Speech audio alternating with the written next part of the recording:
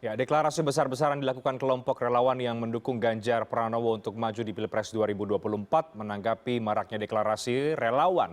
PD Perjuangan tidak banyak berkomentar. Ketua Umum Partai Banteng justru mengeluarkan surat instruksi kepada kader PDIP agar tidak bicara soal Pilpres 2024. Seberapa gemerlap sebetulnya panggung politik Ganjar untuk menuju tahun 2024? Mari kita akan coba diskusikan pada malam hari ini bersama dengan dua narasumber yang bergabung. Ada Pak Jayadi Hanan, Direktur Eksekutif dari Lembaga Survei Indonesia.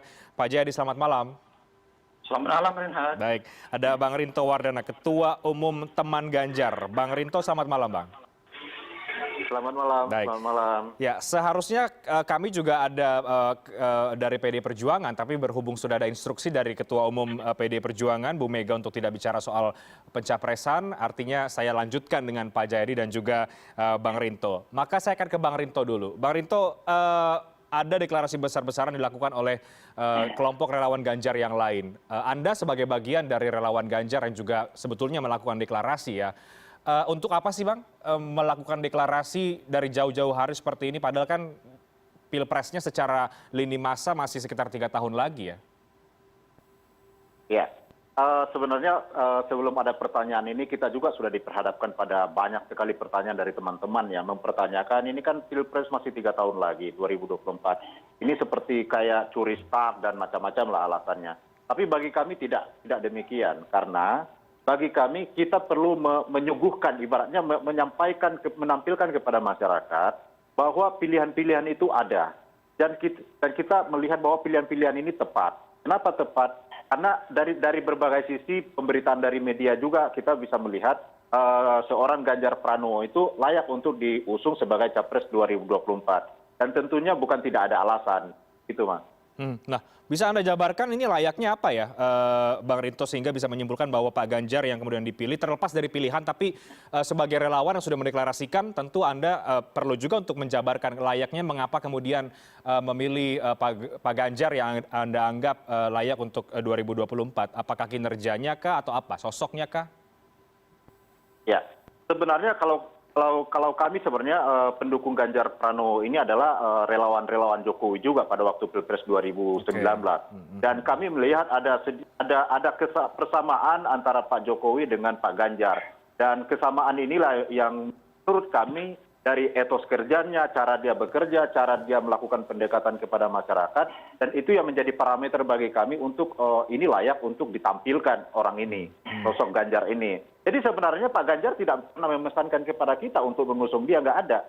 Jadi murni inisiatif dari kita, dari grassroots untuk mengusung, menampilkan kepada publik bahwa ada loh calon baik nih untuk bisa diketahui oleh publik, supaya nanti ke depan ini tidak didominasi oleh calon-calon yang memang sudah lama muncul tetapi tidak mendapatkan empati dan simpati dari masyarakat gitu. Oke, jadi memang dulunya adalah relawannya Pak Jokowi sehingga kemudian bertransformasi sekarang berubah menjadi relawannya Pak Ganjar. Penegasan kembali nih Bang Rinto, tidak terkait dengan parpol manapun, tidak juga kemudian diinstruksikan oleh kelompok manapun untuk melakukan deklarasi, menjaring dukungan, begitu, tidak demikian? Atau bagaimana?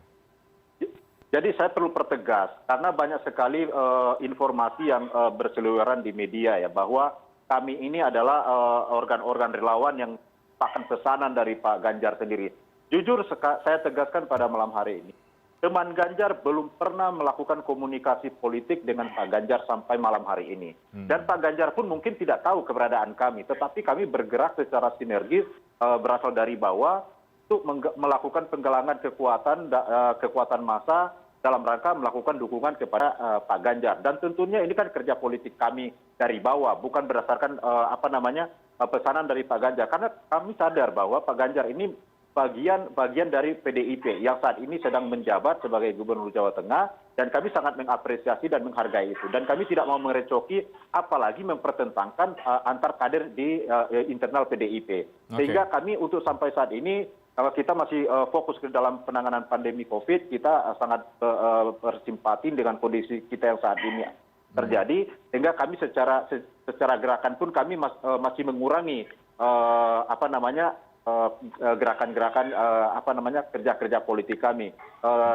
Nanti setelah selesai pandemi ini sudah melandai, mungkin sudah tidak menjadi prioritas utama lagi, baru kami akan melakukan kerja-kerja politik kami dalam rangka mengusung Pak Ganjar sebagai Capres 2024. Baik, saya ke Pak Jayadi. Pak Jayadi, kalau kita bicara soal panggung politik Ganjar di 2024, mungkin Anda bisa menjelaskan ya secara politik memang seberapa gemerlap sebetulnya panggung politik untuk Ganjar Pranowo dan apa catatan Anda ketika melihat banyak deklarasi dukungan yang diberikan kepada beberapa calon juga termasuk Pak Ganjar sendiri?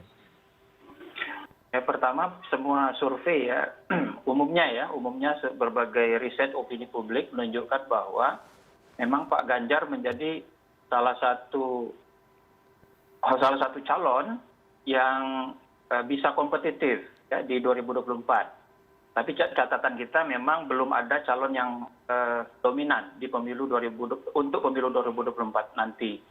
Karena itu setiap yang potensial menjadi calon atau yang berniat menjadi calon atau kontestan memang perlu berusaha dari jauh-jauh hari seperti dari sekarang. Itu. Nah, untuk jadi yang kedua ya, ada dua yang harus dipertimbangkan oleh calon kontestan itu untuk pemilu 2024. Satu, dukungan publik, yang kedua dukungan partai. Ya, karena menurut Undang-Undang Dasar kita masih partai yang mencalonkan gitu kan. Ya. Nah, dalam konteks ini dari segi dukungan publik, Pak Ganjar memang kompetitif. Kadang-kadang dia di nomor satu, tapi dia umumnya 3 besar lah atau 4 besar ya. Tetapi belum dominan. Salah satu penyebabnya adalah satu, popularitasnya belum terlalu tinggi, masih di kisaran 60-an%. Untuk itu dia perlu bekerja lebih luas. Yang kedua, elektabilitas Pak Ganjar masih terlalu banyak terpusat di Jawa Tengah dan kalau dari segi partai PDIP. Itu yang kedua. Yang ketiga, tantangan Pak Ganjar itu adalah tampaknya dia kurang direstui oleh PDIP. Tampaknya ya. Kita tentu ini kan bisa dinamis. Karena itu dari segi partai ini, tadi saya bicara dukungan publik, dari segi dukungan partai, Pak Ganjar perlu tetap menunjukkan bahwa di PDIP dia kompetitif, tapi dia juga menarik bagi partai-partai yang lain yang mungkin mencalonkan dia. Karena itulah saya kira deklarasi yang banyak ini salah satu tujuannya adalah untuk menunjukkan bahwa atau untuk mencoba untuk mendorong agar popularitas dan elektabilitas Pak Ganjar itu lebih merata ke seluruh tanah air, tidak hanya berpusat di Jawa Tengah. Satu. Yang kedua, kita tahu bahwa diskusi atau pembahasan tentang maraknya baliho Mbak Puan itu kan sangat masif akhir-akhir ini, ya. Dan kita bisa paham bahwa kemunculan Mbak Puan yang meskipun tidak berbicara soal pilpres, tapi kan itu bisa kita kaitkan. Kemunculan Mbak Puan itu paling tidak menurut saya punya dua tujuan. Satu, untuk memperluas basis dukungannya, seperti yang diinginkan juga oleh Pak Ganjar. Yang kedua, karena Mbak Puan ingin menegaskan kepada para pemilih PDIP bahwa bukan Ganjar loh, atau paling tidak bukan hanya Ganjar yang diutamakan di PDIP. PDIP ini kan pemilihnya cenderung lebih patuh kepada partai ya. Karena itu diharapkan adanya kejelasan Mbak Puan itu dalam menuju kontestasi 2024 itu untuk menegaskan kepada pemilih PDIP bahwa Mbak Puan juga berniat maju. Dan kalau Mbak Puan, kalau itu ditangkap oleh para pemilih PDIP, itu berarti basis dukungan Pak Ganjar bisa berkurang di PDIP. Baik di partai, dari segi partai maupun daerah-daerah yang potensi PDIP-nya besar. Seperti misalnya Jawa Tengah, Jawa Timur, dan juga Bali, serta beberapa daerah di luar Jawa. Gitu. Jadi masih ada banyak catatan juga ya kalau kemudian kita bicara soal kans politik dari seorang Ganjar Pranowo.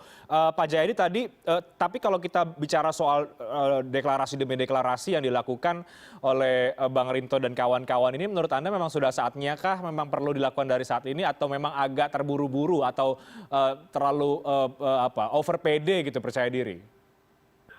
Di dalam politik nggak pernah ada Anda terlalu siap, itu nggak pernah ada. Yang ada tuh selalu Anda kurang siap, itu dalam politik. Di dalam politik tidak ada waktunya terlalu panjang, nggak ada. Selalu waktunya terlalu pendek. Itu.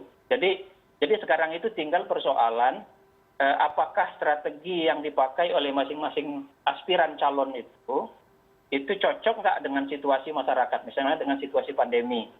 Ya, kalau misalnya tim Pak Ganjar memilih mendeklarasikan relawan, itu kan berarti mereka lebih cenderung bekerja di darat.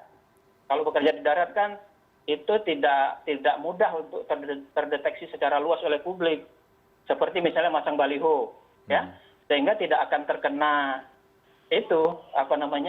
tidak akan dibully sebagai tidak simpatik dan sebagainya. Kecuali kalau deklarasi ini terus-menerus diberitakan secara masif. Nah, itu nanti potensial menimbulkan pembulian juga karena dianggap tidak empati, di tengah masyarakat lagi susah kok lebih banyak ngurus politik gitu. Yeah. Tapi kalau dengan relawannya bergerak di darat, bergerak dari rumah ke rumah, bergerak dari tokoh ke tokoh, itu kan akan lebih mudah dibungkus dengan kegiatan-kegiatan yang sifatnya membantu orang untuk mengatasi masalah pandemi misalnya. Beda dengan kalau baliho atau iklan di TV, kan itu agak sulit untuk dihubungkan dengan kegiatan-kegiatan seperti yang dilakukan oleh para relawan di tingkat darat. Itu satu ya. Yang kedua, kita ingat bahwa Mbak Puan pernah mengkritik Pak Ganjar kan, bahwa pemimpin yang sebenarnya itu tidak ada di medsos, tapi adanya di lapangan, ya kan?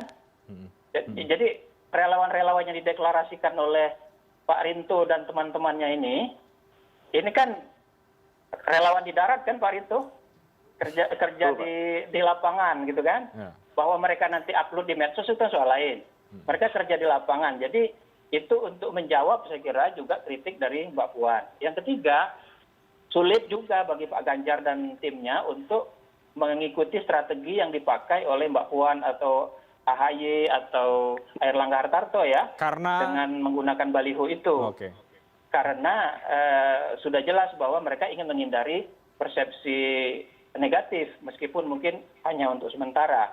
Jadi saya kira kita semua bisa mengerti pilihan-pilihan strategi atau taktik yang dipakai. Tentu saja Pak Rinto dan kawan-kawan akan bilang, ini semua gerakan dari bawah, tidak ada kaitannya sama sekali dengan Pak Ganjar, ya itu sah-sah saja, itu alasan kan, alasan yang tinggal, ya kita semua paham. Tapi yang jadi pokok soal adalah apakah gerakan-gerakan itu nanti akan efektif untuk membujuk masyarakat. Tapi pada saat ini saya kira strategi pokoknya adalah meluaskan dulu popularitas sekaligus akseptabilitas dari Pak Ganjar itu, karena salah satu pokok masalah Pak Ganjar adalah terlalu berpusat di Jawa Tengah dan PDIP. Ya, jadi kalau misalnya di Jawa Tengah itu pemilih PDIP ikut Mbak Puan, maka susah tuh Pak Ganjar. Ya, karena itu dia perlu backup. Selain itu, Pak Ganjar juga harus bersiap-siap, misalnya kalau ternyata PDIP betul-betul tidak merestui gitu. Maka mungkin Pak Ganjar akan lebih menarik bagi partai-partai lain. Nah, untuk menarik bagi partai-partai lain tentu saja daya tawarnya dari segi elektabilitas itu harus tinggi, ya, melebihi potensi-potensi dari calon-calon yang lain. Saya kira gitu, Mas Reinhardt. Baik, kita harus break ya. Nanti saya akan ke Bang Rinto juga. Bang Rinto tadi ada poin menarik juga dari Pak Jayadi soal tidak pasang baliho, tapi ketika terus-menerus melakukan deklarasi ini bisa jadi kemudian hal yang negatif ditangkap oleh publik karena di tengah pandemi. Dan itu juga sudah mulai disampaikan oleh beberapa pihak, Bang Rinto, bahwa sudah mulai bising padahal pemilunya masih jauh. Tanggapan dari Anda bagaimana? Kita jawab nanti ya. Kami akan segera kembali sesaat lagi.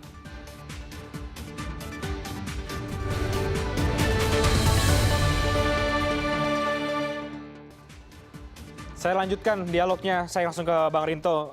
Bang Rinto tadi ada poin-poin menarik juga yang disampaikan oleh Pak Jayadi.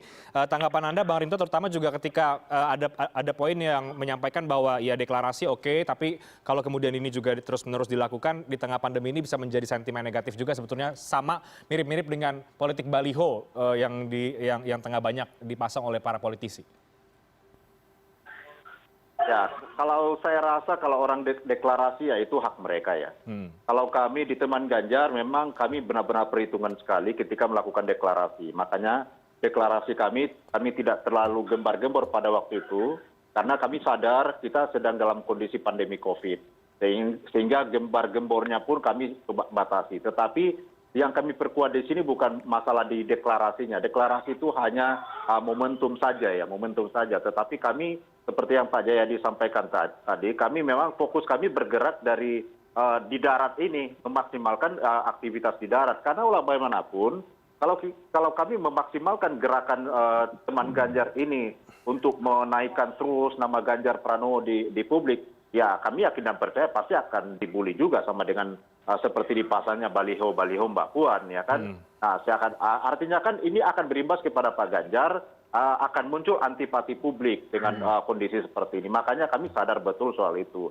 Sehingga untuk teman Ganjar, saya nggak menjamin relawan Ganjar yang lain yang telah mendeklarasikan diri bagaimana mereka bergerak. Tetapi saya memastikan bahwa teman Ganjar akan lebih persuasif dan simpatik di dalam penanganan pandemi COVID.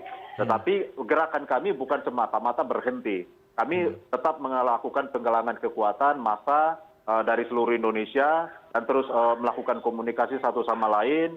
Dan karena memang target kami kalau bisa dalam tahun ini kami sudah punya paling tidak lebih kurang 1 juta anggota. Memang sangat bombastis, tetapi bukan berarti tidak bisa juga untuk dicapai. Sehingga dengan demikian keprihatinan terhadap pandemi COVID tetap kita jaga, tetap kita laksanakan, tetapi juga kegiatan politik kita untuk mengusung nama Pak Ganjar tetap berjalan juga. Begitu, Mas. Oke, tadi Anda katakan Anda melihat Pak Ganjar ini mirip-mirip dengan Pak Jokowi ya, mungkin kalau kita menuju ke panggung politik 2024.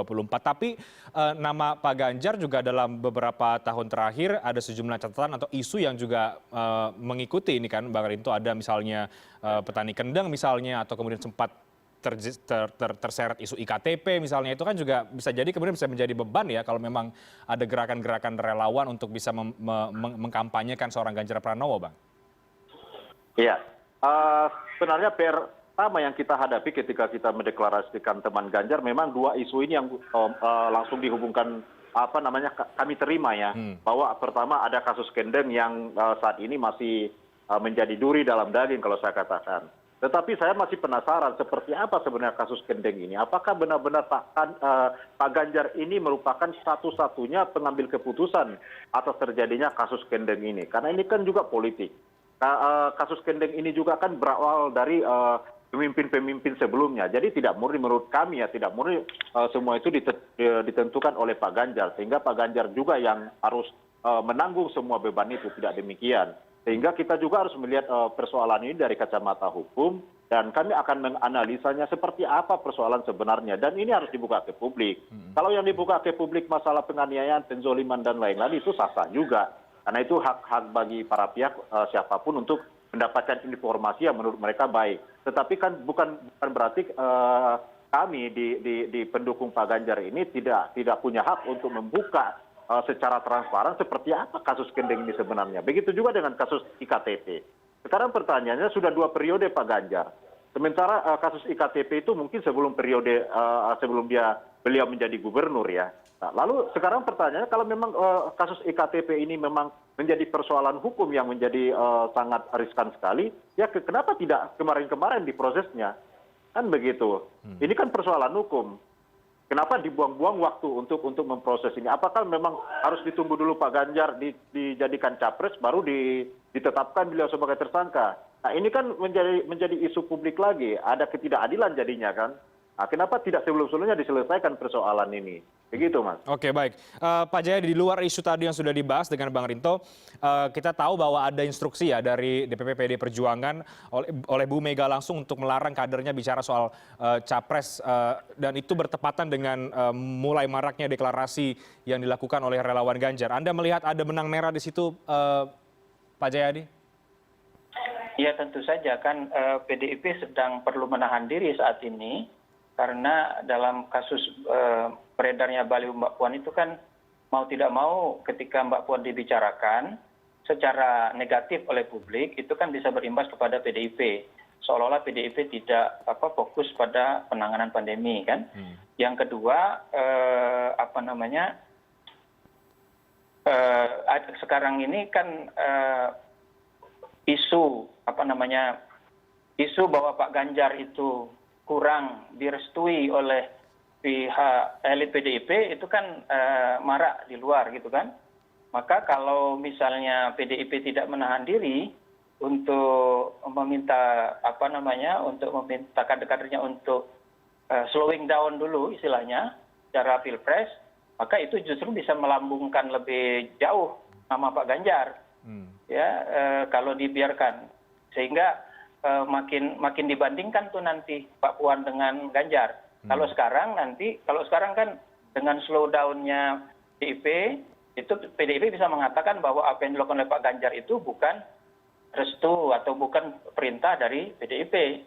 Jadi itu dua hal sekaligus ingin dicapai. Satu, menyatakan kepada kader PDIP bahwa Ganjar itu bergerak sendiri, kan gitu. Yang kedua, menyatakan kepada publik bahwa PDIP fokus tidak pada persoalan-persoalan yang terkait dengan pilpres gitu. Jadi itulah saya kira pilihannya mengapa PDIP menyatakan bahwa mereka melarang kader-kadernya untuk bicara tentang pilpres gitu. Oke, baik Pak Jayadi, adakah Anda melihat memang kesamaan antara situasi yang dihadapi ya, atau yang sekarang ini antara Pak Ganjar dengan Pak Jokowi di tahun 2014 yang tadi kan juga Bang Rito sudah katakan ada kemiripan begitu. Apakah ya mungkin selain kemiripan gestur mungkin ya, tapi apakah situasinya sama kalau kita membandingkan dengan apa yang dihadapi di tahun 2014 ketika Pak Jokowi mau running untuk Pilpres 2024, Pak? Pada tahun itu ya 2014. Saya kira banyak perbedaan, yang tentu saja ada persamaan yang bisa dicari, tapi perbedaannya pokok ya. Satu, ketika Pak Jokowi 2014 itu ada elemen surprise. Jadi ada elemen kejutannya. Pak Jokowi kan relatif tidak dikenal. Dia wali kota Solo, tiba-tiba ke Jakarta, lalu kemudian menjadi terkenal ya. Banyak orang tidak tahu sesungguhnya. Ya, siapa nih Pak Jokowi? Jadi ada elemen surprise di situ. Pak Ganjar kan sudah lama dikenal sebagai politisi. Dia sudah berada di panggung politik cukup lama. Sudah cukup lama ya dari DPR. Sebagai anggota DPR ya, kemudian gubernur 2 periode dan sebagainya. Itu perbedaannya. Yang kedua, di era 2014 itu ada public mood ya, ada apa itu istilahnya? Ada kerinduan publik akan tipologi politisi yang tidak biasa, yang tidak terkesan elit gitu, yang tidak terkesan politisi yang dengan pendekatan-pendekatan yang retorika yang bagus, kemudian macam-macam lah, yang tidak establishment. Nah itu bisa kerinduan itu direpresentasikan oleh Pak Jokowi. Kira-kira waktu itu orang mencari antitesa politisi-politisi yang berasal dari kaum elit. Nah Pak Jokowi itu dapat waktu itu. Nah, kan berbeda dengan sekarang situasinya. Orang sudah kenal Pak Jokowi, orang sudah kenal sebelumnya Pak SBY, orang kenal juga dengan Pak Prabowo. Jadi public mood untuk antitesa dari pola kepemimpinan tertentu tidak ada sekarang ini yang bisa diwakili oleh Pak Ganjar. Paling-paling ya, yang mirip itu adalah sekarang ini di partai PDIP. Ya, ada kesamaan posisi ya. Mungkin menangkap bahwa Pak Ganjar itu tanda kutip kurang direstui tampaknya oleh elit-elit PDIP. Nah, jadi saya kira bisa dibangun kesan bahwa Pak Ganjar itu adalah calon yang berasal merupakan aspirasi dari bawah. Tapi paling bawahnya PDIP kan gitu. Iya, iya. Bukan bawahnya keseluruhan seperti Pak Jokowi ketika di 2014. Jadi apalagi itu yang kedua. Yang ketiga, di 2014 itu juga masyarakat menginginkan pemimpin dari generasi baru. Waktu itu Pak Jokowi dianggap sebagai pemimpin generasi baru yang bisa memutus rantai hubungan dengan pola-pola generasi lama. Kalau sekarang Pak Ganjar ini generasi baru, tapi banyak teman-temannya, atau bahasa lain banyak saingannya. Ada Ridwan Kamil, ada Anies Baswedan, ada Risma Harini, ada Hovifah. Itu kalau yang lalu macam-macam, ada cukup banyak. Jadi itulah salah satu alasan mengapa sampai hari ini kita melihat belum ada calon atau bakal calon yang dominan tuh di dalam berbagai riset opini publik ya tentang elektabilitas. Selalu antara Prabowo, Anies, Ganjar misalnya itu selisihnya kan 2-5% lah di antara mereka itu. siapa Oke. yang kadang-kadang nomor 1 dan sebagainya. Oke. Ya. Ya. Belum ada yang sampai angka 30% misalnya, belum ada. Hmm. Ketika mereka ditandingkan dengan angka-angka yang banyak gitu. Oke, baik Pak Jayadi, jadi kembali ke pertanyaan awal, kalau Anda melihat ini terakhir seberapa gemerlap kemudian kalau kita bicara panggung politik Ganjar Pranowo karena belum ada calon yang dominan ya, kalau yang dari tadi kita bahas berdasarkan hasil survei opini publik juga. Ya, Ganjar Pranowo itu untuk sementara ini menurut saya punya peluang yang cukup besar, sama besarnya dengan ya. Oke. pemimpin-pemimpin baru yang lain seperti Anies, ya mungkin juga Prabowo, kemudian AHY, Ridwan Kamil, Khofifah, nama-nama itu. Nah, jadi karena itulah gemerlap tidaknya itu nanti tergantung kepada apa strategi dan taktik yang mereka pakai sampai dengan menuju pemilu 2024 itu nanti. Oke.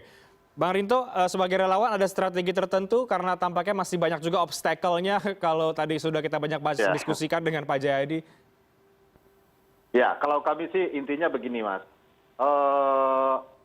Tugas kami adalah bagaimana terus memoles citranya Pak Ganjar, mendukung semua kinerja program-program dia di Jawa Tengah, membantu dia untuk melaksanakan nyatakan semua program-program beliau sehingga semua bisa dilaksanakan dengan baik. Lalu kita akan tarik dia secara nasional.